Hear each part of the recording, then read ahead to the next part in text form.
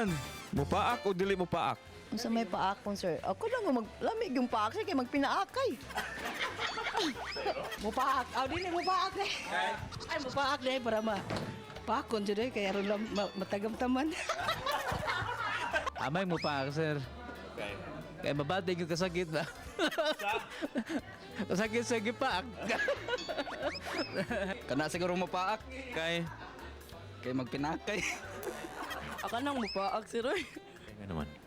Kay para magpinakay sa dami. Paak, sir. Kaya naman. Kay mas nindot mo siya na ipagpaak, sir. Ako pa, sir. Kaya naman. Kay magpaka na iming duha, sir. Agiro? Amay mo pa, sir. Ano? Kay lain mo sa kinang di mo bawas po. Pinakain lang yun. Siyempre mapaak Okay. para magpinakay. Sa unsa? Bisag unsa, basta mapaak, ako sang paakon. Siyempre sir mapaak yun Ano? para nasa day kabalos nga ikapaak sir Pero? sa gwardiya. Aritas mo pa, Axel. Kaya naman. Mas nindot mo nang magbinaw sa nice. Sa ero?